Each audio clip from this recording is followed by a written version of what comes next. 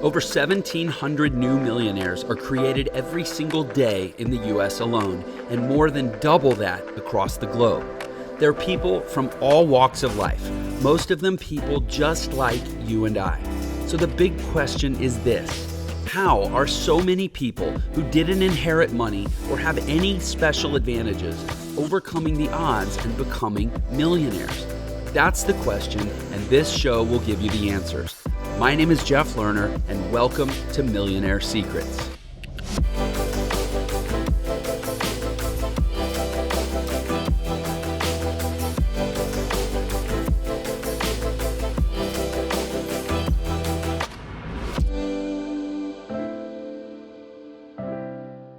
Welcome back, my amazing friends and audience, to another episode of Millionaire Secrets.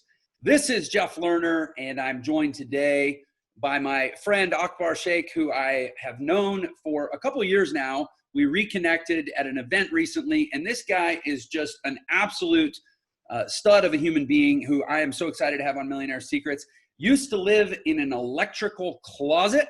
I'm excited to hear about that life. And now he is electrifying audiences around the world with his unique brand of entrepreneurship that is so purpose-driven and just helps so darn many people. It's just fun to talk about. Akbar, welcome to Millionaire Secrets. Thanks, man. Appreciate you having me. Man, I'm so glad you're here. It was so cool to reconnect at Funnel Hacking Live. Yeah. When was that? That was like before the whole world lost its before mind, the world, right? 6 months maybe? About 6-8 months ago, something like that. Yeah, something like that. But anyway, it's great to reconnect. Yeah, man. And, it's cool. The entrepreneurship is such a journey-based, thing that we do. You meet an entrepreneur at any given time, and 12 months later, you meet them again, and they're not going to be in the same place, right? It's a journey. Yeah. And I think enough time had passed for us that it was really cool to reconnect and get to kind of update on the journey. Yeah. So maybe that's where we can start, is like, where are you right now in your journey? Yeah, it's interesting you say that. Actually, this is funnily enough, and I don't know if that's a real word or not. I should look it up, but it's one of my favorite things to talk about, actually, is the entrepreneurial journey. You're right that people make progress. I think the dangerous thing is, and I've been through this, is like, there's different types of progress or different directions. So, someone goes from here, or I don't know, from here to here, or from here to here to here, where they're kind of like, I was at that stage for a little bit while I was kind of stuck at the same revenue level. I mean, we were making good revenue, but I was kind of stuck there. It wasn't really growing, consistent months, but it wasn't growing. It was like, whatever it was, I don't know, call it 50K or whatever it was. It was like, kind of staying at that level for a little bit. I think what really took me to the next level, though, and I'm happy it's a cool conversation, actually, because I'm happy I can pinpoint it and not say something and not paint like a broad brush stroke and be like, it's your mindset, which I'm a big believer of, and it is 90%, mindset. But, on a more tactical level, one of the best things I've ever done for my business, hands down, and I'm happy that I can report this and tell people in hopes that it helps them, but definitely hiring a CEO. Now, to peel that layer even further, to peel that onion even further back, it's interesting. My wife's reading this really cool book. It's called Dirty Genes. And it's not the kind of genes you wear. It's the genes within you. And it's talking about like how you could prevent most diseases and live extreme, like peak health. And it's lifestyle, what to eat, what to drink, exercise, clean eating, meditation, all these, like how to really have optimized health, right? And what's interesting, what I believe is that, not everyone's the same. So everyone has different gene types. And if you're of this type, well, then you should probably stay away from dairy and ABCD. And if you're of this type, you should probably stay away from too many carbs, so on and so forth. And I like that a lot because not everyone is cut from the same cloth. What I mean to say is myself. And in the green room, Jeff and I were talking about this, but I am not by nature a systems and processes guy at all. I'm a big time creative vision, sales, marketing, that's my brain. Sales and process is not at all. And while I was stuck at these certain income levels, I want to blame it on that. when I got the CEO, now she is like militant systems and processes. And I'll be honest with you, so much that I kind of like, you know, because so many gurus were marketing in a cheesy way, like it's all about systems and processes and teams, just the way that, just the way they were saying it to me, it was like, all right, I don't know how much like validity is in this. Like, I don't know, like, you know, I don't know. It's kind of like a little foo-foo the way it's being presented to me. So I was just like, I don't think I ever fully grasped what that really was, systems, teams, and processes. I don't think I ever truly grasped that, you know, the power of that. So once I hired the CEO, in other words, I think the lesson here is identify your weakness, right? For me, it was systems and processes. Once I filled that gap, do what you do best, outsource the rest is what I like to tell people. And she implemented the system. Dude, you know, our business literally, you could say doubled or tripled. I'd have to really kind of take a look at the numbers. I'm also not a numbers guy at all, but business, you know, really started taking off. And as a matter of fact, ever since I hired her, business has been growing every single month. And that's primarily because of systems and processes. So, you know, a good piece of advice is like, identify your weaknesses and find someone who's like the polar opposite and an expert at that, and bring them in to your team, you know? Yeah. I mean, my experience is 100% consistent with what you're saying. And it's funny, you said that you were hearing about this thing and sure, maybe there's a lot of hype and bluster out there. And so it can come off cheesy even when it's right. But generally speaking, as human beings, we have this resistance to things that we don't naturally line up with. Yeah. But at the same time, the things we don't naturally line up with are probably the things that we need the most help with. Yeah. And you mentioned mindset. What's funny to me is how often people bristle at the mindset conversation, or they would say about mindset what you just said about systems and processes, like, oh, it's frou-frou, you can't quantify it, you can't put it in a bottle and study it like a specimen. So therefore, in reality, that's probably actually an indicator that it's what you should be leaning into. Right.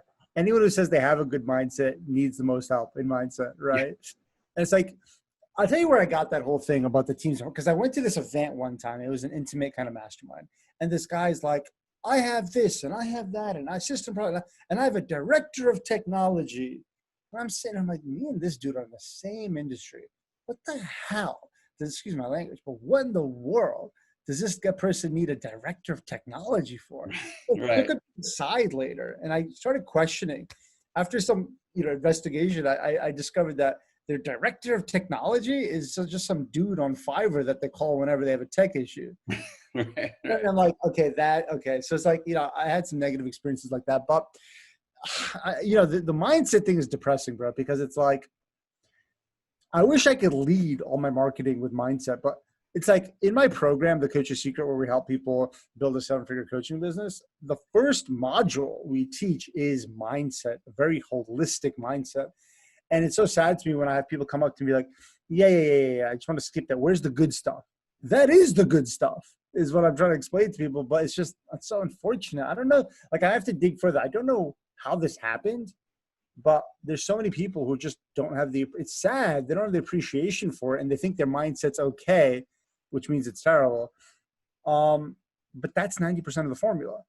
And it's so sad that they're like skipping the 90% to go to the 10%. And the 10%'s easy, bro. The tactic, it's as easy as like, well, you can literally just take a look at the marketplace is doing the successful people. Like, okay, and you can opt in. Like, okay, they have this automation. When I opt in for a sales call, I got this text, I got this email. Okay, this is the calendar software they're using. Okay, I got a voicemail drop. Okay, I got a reminder 15 minutes before, 5 minutes before. Okay, I mean, you can literally just see from like the top people exactly the tactics and strategy they're using. Yeah. You see what I'm saying? So it's like, that's not the secret. That's not hard to discover.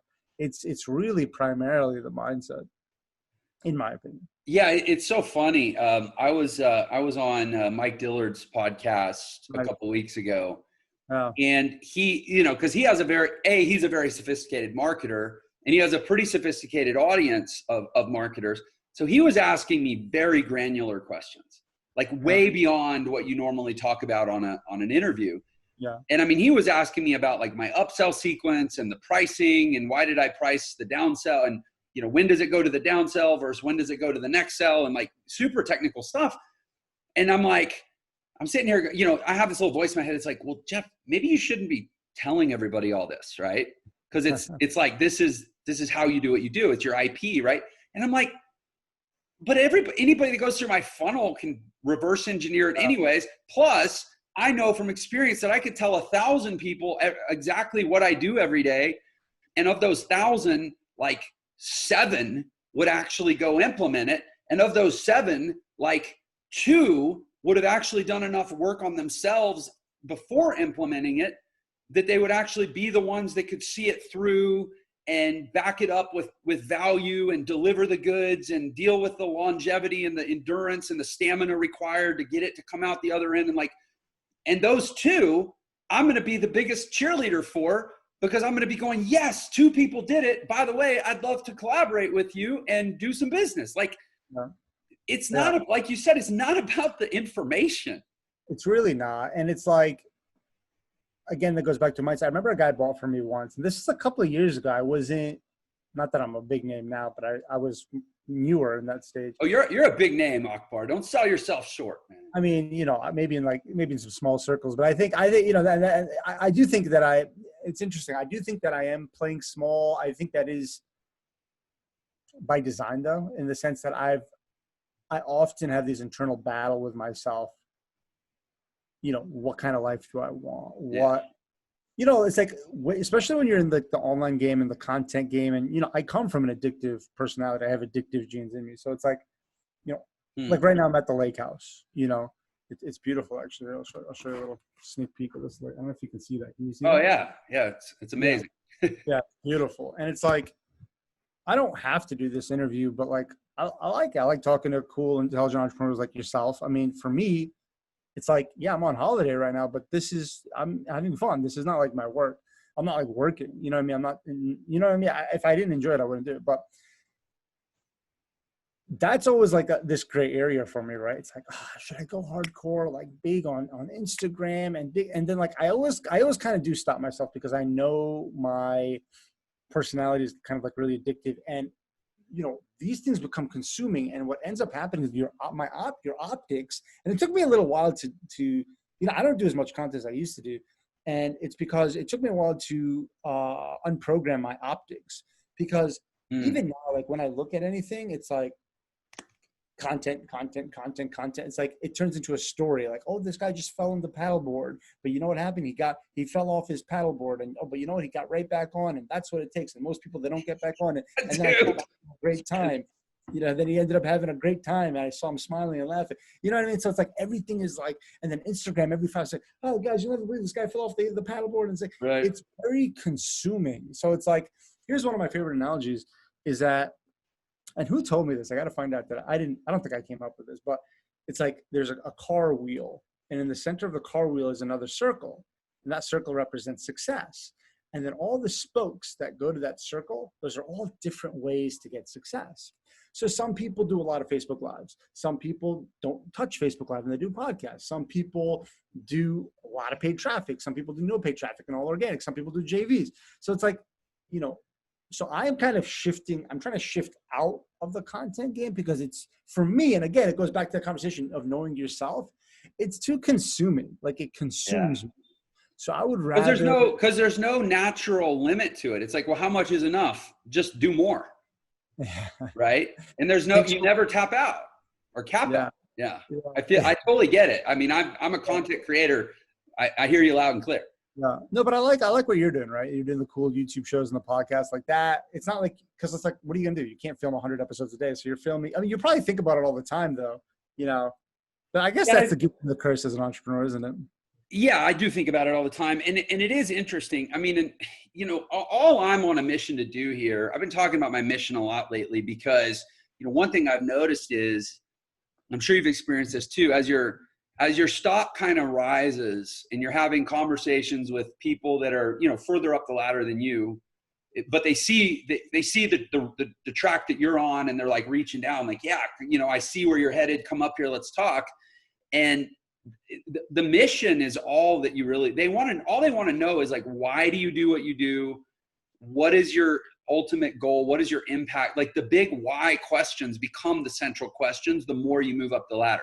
Down at the bottom, everybody's going like, well, what email software do you use? And like, what's your opening script when you pick up the phone? But you get up top of the ladder, they're like, so where do you want to be in 30 years?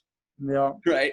And I've been having these big why questions, conversations lately. And the reality is I'm on a mission to show people this set of possibilities for their life that they probably haven't been told about by their teachers, by their parents, by their employers, by anyone.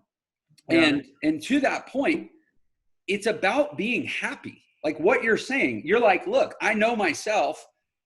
You've said two numbers that I've put together. At one point you said 50 grand a month flatline. And then you said 300% growth. So I'm doing the math going, okay, so you're roughly somewhere between $100,000, $200,000 a month business. You don't have a big staff. It's kind of like a mentorship model. So, I mean, you're doing, what, $1 to a couple $1 million a year, not in an obsessive, frenzied, neurotic way that's got this addictive, compulsive aspect about it. You're on vacation, you're chilling. If that's all you ever do, yeah, dude, you've got it made. You've so got it made. And that's what I want people to see is like, you don't have to do, like, I'm on this ridiculous mission to like build $100 million company. I have I have 90 people on staff. Wow. Like I've made a choice, but it is a very difficult, sometimes feels like a sacrificial choice. Yeah. And I have total respect and understanding for what you're saying about like, I'm good with a couple $1 million a year. It's very interesting you say that. You see, when I first started this my whole journey online, or when I first started after I discovered ClickFunnels, I actually wanted to become a billionaire. And I don't mean this from an egotistical point of view, but I believe I can be a billionaire. Here's the truth of it though. My wife, and there's nothing wrong with this, she wasn't on board at all. The reality is if you're going to build $1 billion company, no one's told me different, is you're going to be working a lot. Now, I love what I do and I have no problem working around the clock. My wife's like, no, dude, I did not. My wife's from Sydney. She's like, no, dude, I didn't move here from Sydney to just watch you work all the time. I'm not, we have a couple of young kids. And she's like, no, I'm not interested in that. She's like, I left. So I'm like, okay, cool. I left that. Going back to that why, for me, it's like, of course, we have our business wise, make more, give more, right? Right. We're trying to embed giving into the entrepreneurial community. We're trying to help people make more so they can give more. And that's kind of what my TEDx talk is about as well. But one of the problems that I struggle with is balance. Like, you're right. It's not, I don't have to work full time and, we do travel a lot. It's probably cooler than it sounds, to be honest. It's fun. It's awesome, but it's also, challenging with two little kids and no routine. And anyone who has kids, little kids, they can understand that. The digital nomad thing it sounds cool, but it's not that cool. It's just the life, man. It's got assets and liabilities like any other life. Yeah. But at least you're not worried about how to pay for things you need. No, but that goes back to mindset though, I think, Jeff, because frankly, even when I was living in, my brother and I temporarily lived in an electrical closet. It's true in California. But, even then I wasn't worried. We were not worried about that stuff. We were never worried about that stuff. And I guess I want to say it goes back to my dad because, it's interesting. I say, if you want to get married to a guy or a girl, obviously you got to like them, be attracted to them and all that good stuff. But honestly, really study because when you're in the love phase, and it's kind of too long for me to explain, but when you're in the love phase, you're not really looking at you're not looking at the actual person you're going to be with. Right. Okay. I say my number one advice for people looking to get married is study their parents if they're alive. Study them because, generally speaking, they always end up like them in my experience. And my dad, he just never cared. But my dad's not materialistic. My dad had a very large company, and he's not materialistic. He's never worried about money, not frugal. And that's how we grew up watching that. So I never worried about it. You know, even if I only had like a few dollars in my pocket, it never bothered me. Never bothered me. You know. So let's talk a little more about that electrical closet. Yeah. Because you know what? There's probably somebody listening right now. Well, not as I'm saying it because it's not published yet, but as somebody's listening to it, there's probably somebody who's literally in an electrical closet. And there's probably somebody else who's, you know, in a rat hole 1-bedroom. And there's probably somebody else who's got a roach crawling over their leg. And there's probably somebody under a bridge listening on a handheld device. Like, who knows, right? So let's set that stage, man. How'd you end up there? And then I want to talk about how you got out.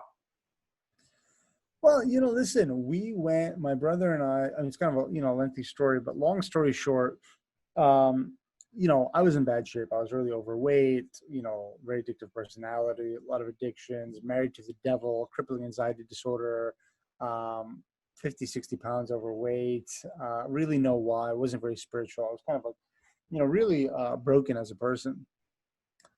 Anyway, ended up in the hospital, half dead. And on the road to recovery, dropped all my bad habits, went organic, lost 50, 60 pounds, got out of my toxic relationships, got out of all my toxic relationships, dropped all my bad habits, became spiritual, started praying, started doing yoga. Then my brother was on a similar, not as colorful as mine, but, you know, not doing so well in life. Him and I just went on this journey to go to, you know, went on this migration to let's start fresh in California. Let's, you know, let's sell mattresses, right? Because our family had this, you know, small, you know, furniture store. They had some mattresses there. So we said, let's go we had this dream, let's open some mattress stores in California. And, you know, we didn't really have any money at all when we got there. And we were staying with an uncle for a little while. And, you know, we had nothing to talk about money-wise. Certainly nothing, nowhere anything close to enough to open a retail store. Right. You know, we had a little bit to get around, but that wasn't working out. So we needed a place to live, but we couldn't afford anything. We weren't making any real money at the time. And we were touring office buildings for some reason to get an office to build this, you know, mattress company, even though we couldn't really afford it. We found this super cheap place in the back roads in San Francisco Bay Area, back road, like old office building. Office was dirt cheap. And in that tour in the corner, there was like, I'm like, what's that? You know? And she's like, what do you mean? I said, well, what's that? What's that room over there? And she's like, and she opens it, that's the electrical closet. And I said, can I see? And I don't even know why I said that, but I can I see it? And, you know, so she opens it and I told her, I said, listen, can we, and I don't know how this idea came to, I was like, can we live here? You know? And she's like, you know, but luckily she was a California hippie and she let us live there, you know? And, you know, she charged us, I don't remember, to be honest with you. I have pictures of me signing the lease. She made me sign a lease, which is hilarious because it's illegal to live in an electrical unit anyway. But it's so funny. That sounds super dangerous. Yeah. Well, sorry, you know, by the way, technically it wasn't an electrical closet. It was a telephone closet, you know, like, okay. So it wasn't high voltage circuitry. No. It was the, you know, it was just like a storage room where they kept all the telephone equipment. Yeah. Okay. Gotcha. Yeah. There was no windows, no hot water, no showers. And she charged us, I forget, it was $75 or $150 a month, utilities included. And we joined Planet Fitness for $10 a month to go take a shower there. Oh, wow. And yeah, that's how we ended up there. Me and my brother on a bunk bed. And we furnished the whole closet for a couple $100. Beds, bank beds, sofa, fridge. The sofa was used. Disgusting. It was like bugs in there. It's absolutely the most disgusting thing in the world. But yeah. And you know, that's where we ended up. That's crazy. I love this show. I love doing this show because I meet such interesting people that, you know, the backstories just never cease to amaze and entertain. I mean, I've had people on the show that were in prison, that lived in their cars, and that now that lived in a telephone storage closet. I mean, how big was it? Like, was it, you know, 15 by 20? I mean, if you had a couch and bunk beds, it's bigger than just a closet. Yeah, it fit a fridge. It very tightly fit a bunk bed, a fridge, one single sofa, and I think one armoire in like a Right. box. So it was very, I mean, it was pretty much the size of my, um, Like, what about that bedroom you're in right now? It was smaller than that. oh, much smaller. This is Yeah. like maybe it's definitely the size of a small bedroom. Yeah. That's hilarious. So, okay. So you're living in a closet with your brother. It's not even like, I mean, there's two people living in a closet. Yeah, So you're actually living in half a closet. Yeah. Eventually, when we started making some money, I did rent another office in that building for I think five-ish hundred a month. And So when you started making some money, like where does one go from there to even start making money? well, it's interesting. So we were selling like refurbished mattresses, which is kind of used mattresses, Yeah. and marketing for free on Craigslist. So we would sell some, pretty much no expense, marketing Right. expense, free listings. Then with that money, with that profit, we would get some lawn signs, and then we would put up lawn signs all over the place where they don't even belong, like Walmart parking lot and this and that. Right. We would calls all the time from like, you can't put signs here. So we made some more money from that. Wait, and what did the sign say? Like, because you were buying used mattresses to resell? We were selling it. So it just said Queen mattress, $89, and our phone number. Where were you getting the mattresses? The refurbished mattresses. Well, it was kind of like a what would they call it? I guess like a drop ship. Well, sort of like a drop ship sort of arrangement, because our office building was directly across the street from the dudes who had the mattresses. Okay. Yeah, that mattress wholesaler. So Gotcha. we were basically the middleman. Yeah, we were basically a middleman. So you're basically a mattress marketing company. Absolutely correct. Yeah. Absolutely correct. Yeah. I hope people are hearing this. And here's the deal, man. You were living in San Francisco, California. Yeah, the Bay Area. Yeah, not the Bay Area. I mean, regardless, though, that's one of the most expensive pockets in the world. Yeah. Like, dude, a sandwich is like $7 at a corner store. Yeah, they're delicious. I was born there, by the way. Oh, really? I didn't know. I love the Bay Area, man. Oh my gosh, the food. Just don't even get me started. But it's one of the most beautiful places in the world. yeah. So, okay. So, I mean, this is such a great story. And I hope people are hearing it. Like, dude, necessity is the mother of invention, right? So you're a mattress marketer throwing up bootleg yard signs in commercial parking lots, violating ordinances, just getting your foothold. Okay, so where do you go from there? Not only violating that, but we're not even supposed to be selling, we're not even licensed to sell mattresses. Right, you don't have a business license, you don't have a retail location. I remember when we were paying taxes on it. I remember like when, which government office called us, and they're like, I forget what, I have to ask my brother, but they're like, you can't sell like mattresses out of there. And we're like, no, look, we're paying you taxes. We're going to keep selling it here. And I was like, and it was like, that was the end of the conversation. Right. And, they're kind of cool in California sometimes, sometimes. And we got, there's a few, angels, in that situation, the lady who let us live there. And she was kind of a very sweet landlord. And I mean, listen, we're not hurting anybody. We're not, I'm not telling anyone to go break rules or this and that. I mean, I think every entrepreneur will tell you when they first started, they did some things like, but these are minor things, right? You put lawn signs in someone else's parking lot or stuff like that. I mean, dude, when I started marketing online, I was $495,000 in debt.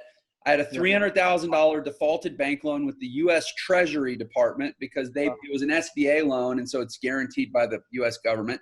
I had big real estate investment trusts that I had 4 years left on 2 leases with these guys, so $100,000 worth of leases. Yeah. I had the state of Texas Workforce Commission and Sales Tax Department both coming after me, and it was a total disaster. When I started marketing online, I changed the spelling of my last name. Yeah. I added an A, so it was Lerner with an A. I figured, hey, people have been misspelling my last name my whole life. I might as well go with it for a while, because then at least these government, people won't if they Google me, at least they won't find my business. Right. And I can, because I knew that my intention was to pay off the debt. Yeah. But creditors don't trust your good intentions. No. If they see that you're making money, they're going to come get the money. They're not going to wait to see if you pay them with the money. So I Right. just felt like I needed some cushion and a little bit of privacy to operate and get going. So I Yeah. changed the spelling of my name. Am I proud of it? I don't know. Was it ethical? I don't know. But you do what you got to do when you're desperate. Yeah, yeah. I mean, I pray, I think a lot of entrepreneurs, and it's funny because like a lot of people hate on these, like there's actually like private Facebook groups that are built and dedicated to like making fun of, somehow they let me in some of these groups. But they actually, and I don't participate, but they make fun of all these stories. Like, oh, hi, I used to play with string and now I make millions. Anyway, Right. want to buy my 997 course? And they make fun of it. You know what I mean? They're basically haters. Um, but That sounds like a really productive use of time for those people. I'm glad they found their passion. well, I'll tell you something. I Jeez. actually, because I'm a sensitive person by nature, and obviously, when you get to a certain level, everybody gets haters, and I have my fair share that just make up all these lies. They say, oh, you never really lived in a closet. I actually had these influencers come over to my house once, and they met my wife and kids, and they said, "Oh, you have kids? Oh, we thought you made that up to seem like a family man." And it's because my wife, she's very particular. She doesn't like me showing my kids and marketing and stuff. But Right.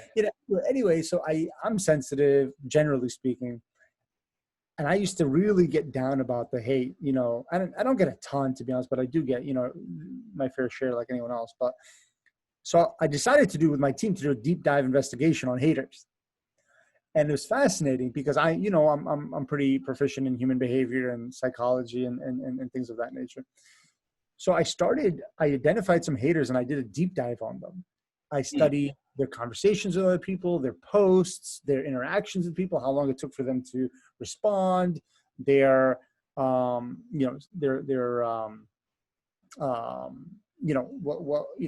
their communication patterns with different types of people and the intention behind their posts and the psychology behind their posts and this and that. And, after a lot of studying, I no longer have a problem with the haters. I actually now just pray for them because, and I don't mean this with disrespect, but they actually have, in my opinion, I'm not a doctor, but they have some serious disorders. There's a lot of jealousy that goes into it.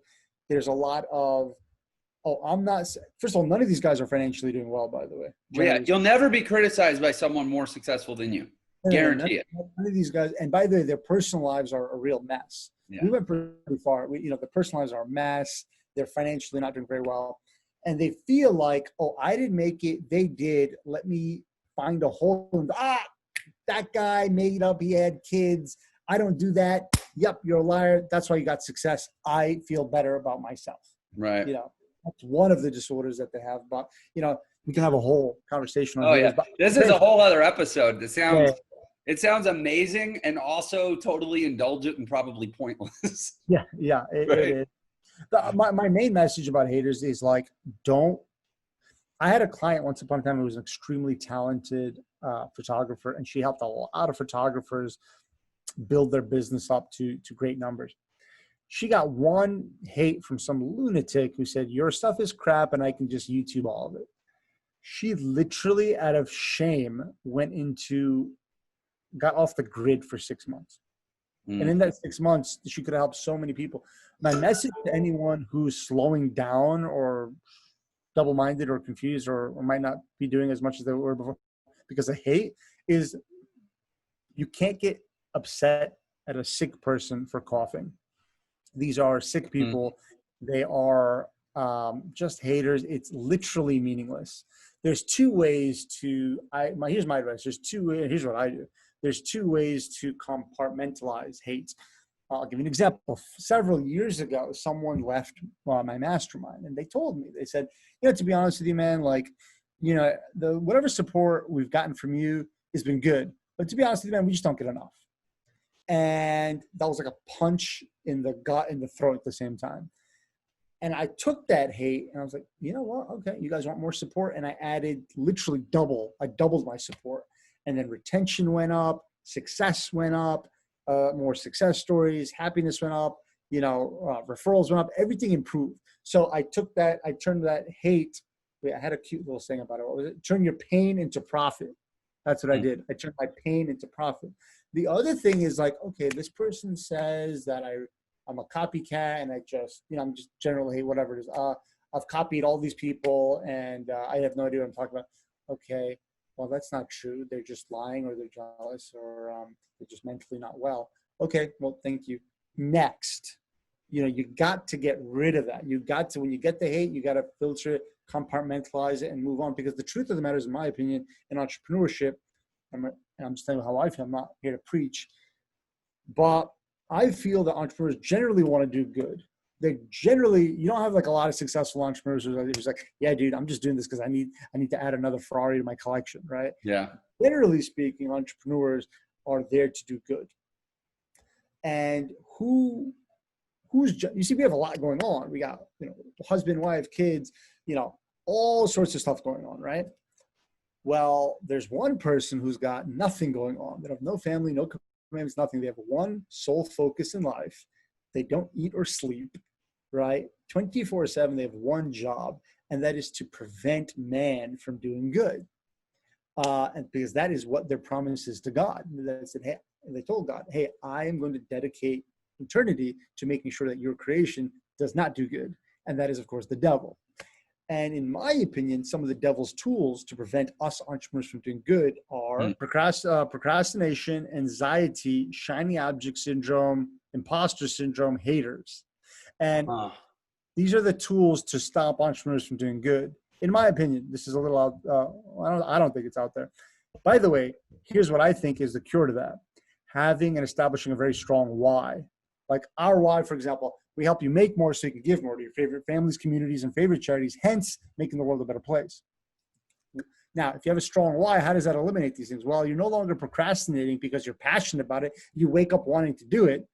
You no longer have anxiety because anxiety is created from a lack of clarity, but now you're clear about your why. Shiny object syndrome is not going to happen because you're passionate and you have a focus. Imposter syndrome is not going to happen because you're no longer selling, now you're serving. And haters are not going to bother you anymore because your vision is larger than that, and you understand that, frankly, hate is a very low we're all God's creation. I don't want to say they're low-level people, but they're our tests, really. I don't want to make fun of them or hate on them, or I want to pray for them. But I think when you walk towards God, I think God runs towards you, and then He helps you in your mission. If it's a good mission and it's one of that helps people, that's what I believe. Man, here's the thing. I don't think somebody has to agree or believe the same as you in terms of, theology or religion to 100% agree with you that procrastination, I just took notes over here, procrastination, anxiety, shiny object syndrome, imposter syndrome, and haters. Those are the five fingers of the fist that hits entrepreneurs in the face. Yeah. I mean, that's brilliant, dude. Like, I wrote that down and I'm stealing it. Imitation is the highest form of flattery, bro. And I'm going to flatter the crap out of you by teaching that to my tribe. Like, right. That's amazing, dude. I mean, and here's the deal. Like, I think reasonably I'm at a place in my entrepreneurial career where I have a lot of results that I can lean on to feel legitimate, at least. Yeah. And yet those five things are still pummeling me in the face every day. Like, yeah, you never fully outgrow them. And haters, the more successful you are, they just get worse.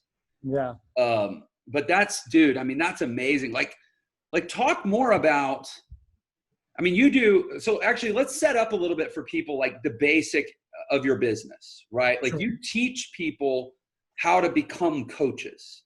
Yeah, right? We teach, we help people build a 7-figure coaching business, whether they are a coach or they want to be a coach. Cool. We do it in a very unique way that I like a lot. Basically, it's like, instead of just like teaching you all these things, which we do, why don't I just I worked my butt off years, blood, sweat, and tears. When I started this, I didn't have any gray hair. And as you can see, I'm pretty much mostly gray hair. It's like we put a lot into this. So I'm just like, why don't I just give them my funnel templates?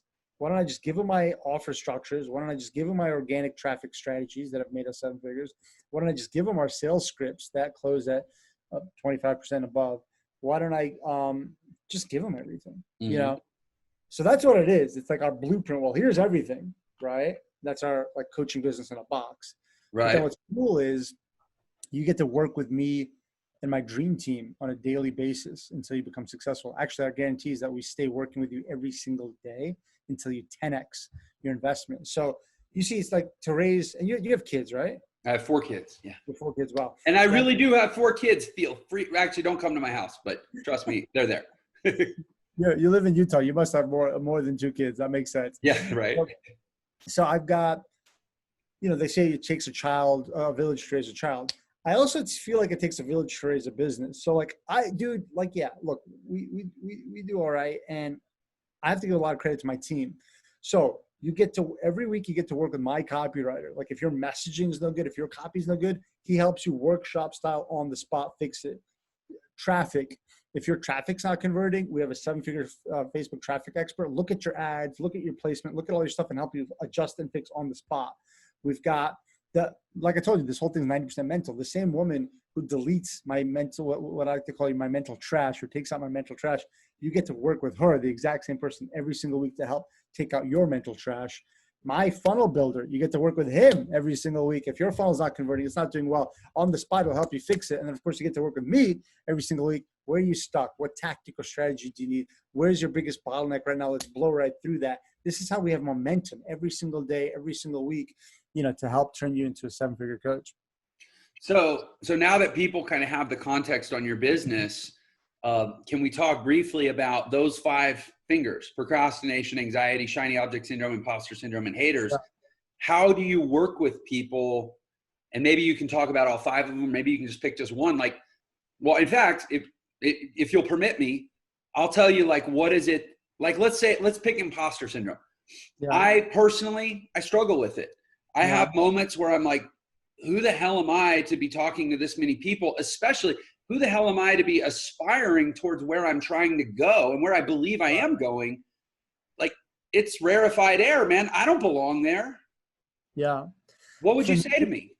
For me, look, I got to, and remember, listen, man, most of my life I wasn't a God-fearing person. And then, things changed and God saved my life. So I do talk a lot about that. And I don't mean to offend anybody, and I hope I'm not, but You probably are. People love to get offended these days, man. No, I definitely am offending anyone, but I want you to know I certainly don't mean to. I'm just telling you what I believe in. And I believe that every single thing happens at the exact second it's supposed to be, and everything happens for a reason. There's no such thing as a coincidence. And what I believe is that we all have God-given talents. And, we're at this beautiful lake right now. And God talks about heaven and hell. And he says that if you take all the oceans of this world, and it's amazing because I'm not just a small lake here in Connecticut, but all I can see is water. And God says you take all the oceans of the world and you combine it and you dip your finger in there and you take it out. And that drop of water that just went into the ocean, that drop of water, that's life on this earth. And heaven or hell, that's the entire ocean. And I think that's a really powerful analogy. So why am I mentioning that? Well, the truth is, as an entrepreneur, the bigger you get, the more people you can help. And the more people you can help, well, the more good deeds you get. We only got one shot at this life. And our main goal, for those of you, who believe in this, is you do good on this earth, you're going to go to heaven. So our main goal is to do good. And as an entrepreneur, the more you make, the more you can give, the more impact you can make. So I would say if anyone's struggling with that is to really look at it from that perspective that, hey, God gave me this talent for a reason. I have this, God gave me this drive for a reason. Yeah. You know what I mean? And again, and an internalization that it's the devil on the other side that's trying to suppress me, that doesn't want me, that wants me to play small. And another exercise that I advise people to do is, the fact that you are playing small, and by the way, I feel like I'm playing small too. What is that costing your family? What is that costing you? What is that costing the world? Do you see, like, how would your family's life be different if you were playing bigger? You got to understand something, bro. Like, and a lot of us here in America, we don't get this because we just were not taught this or exposed this in school. You gotta understand something, bro. There's a lot of third world countries out there. You already know this. I'm just saying, generally speaking. There's, as we speak, there's a lot of people around the world dying from starvation. In America, dude, we're spoiled. We're spoiled as hell. You go to any restaurant, any little restaurant, you see nothing but piles of wasted food. And in other countries, they're literally dropping dead like flies because they don't have food. So we got to stop thinking about ourselves here and be like, dude, we need to go big because we need to save these people's lives. One of my favorite things I love doing is building wells. I love building water wells because there's people who are dying from thirst. And also the poor are getting poorer because the kids can't even go to school because their parents take them out of school to go walk miles and miles for hours to carry water on their heads. Yeah. And they're very sick. And just life is a chaos because they don't have clean water. So it's like the more money I make, the more people I can help, the more wells I can build, and the more lives I can save, and the more, these are our brothers and sisters. We're all, again, like I don't mean to preach, but we're all born from our mother and father, Adam and Eve. So it's like we're all brothers and sisters here. We got to stop thinking about ourselves and be like, we got to start thinking about a broader picture, about saving lives, about God. Look, I'll be honest with you, man. Like, there's this debate. Are you born an entrepreneur or are you created into one? Look, I go back and forth on it. To be honest with you, I believe at this current time, and this could change, that you are born an entrepreneur. Okay, so why did God give me these skills? Why do I have this drive? Why do I have these skill sets? What am I supposed to do with it? You're supposed to go hard, in my opinion. And you're supposed to take advantage of that. You're supposed to rock it and help as many people as you can. I love, you said something, and I don't remember exactly what you said, but the way it lodged in my brain was about drive. And the tweet that I'm taking from it and that I'll probably put out to the world is that drive is talent. Like being driven is a talent, man. There are lots of talented people that are not driven. And I'll take the driven but less talented person any day of the week over the more talented, less driven person, because drive itself is talent. Because not everybody has it, and it's not doled out in equal proportions. And the reality is you're not an imposter because you're driven. The simple fact that you're driven to reach those levels means you won't be a fake when you get there because you were driven to get there, and drive is talent. That's well said. I didn't say, you said it better than I did. Well, I took it from you. You get the credit, the seed credit. I'm going to steal that line from you now. That's so good, man. That's so good. Dude, I wish we had more time. Yeah. I really do. Another one of these. I had a lot of fun. I'll be honest with you, bro. I've gotten to the point where I generally don't like doing these anymore. And I'll tell you what, everybody asks the same questions now. It's like they've all bought some course on how to run a podcast or something. It's just They totally have. There's like all these courses and all these podcasters. I'm not a podcaster, man. I'm just a guy that likes to have conversations with cool people, and I like to record them.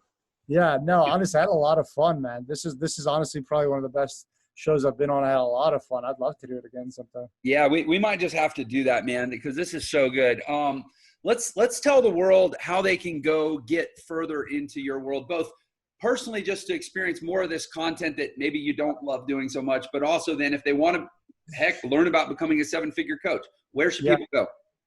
I tell you, one of my best content pieces there's 2 shifts I've done in my marketing that have put us in the top 1%. And there's 2 little tweaks that anybody can make. And I actually show you how to make them like workshop style. And it's actually a really nice and short training. It's a pretty good one. It's just, of course, I don't have a really marketing name. It's my name is hard to spell. Nobody can spell it. So it's just my name.com, akbarsheikh.com/gold. Yeah, no, I'm on Facebook and on Instagram at the Akbar Sheikh. Yeah, at the Akbar Sheikh on Instagram, and then Facebook you can just put in my name, Akbar Sheikh. It's actually facebook.com/Coach Akbar. Coach Akbar. Okay, cool. And we're gonna throw those links as well down in the description. And as always, we put together a special link for you on our platform, millionairesecrets.com/Akbar S.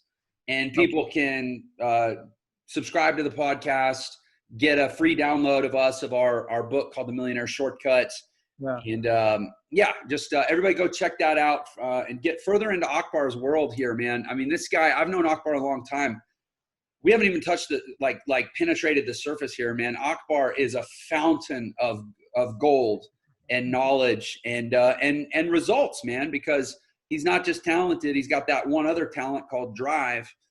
And that's why he is where he is. Akbar, thank you so much, my friend, for coming on Millionaire Secrets, man. This has been a lot of fun.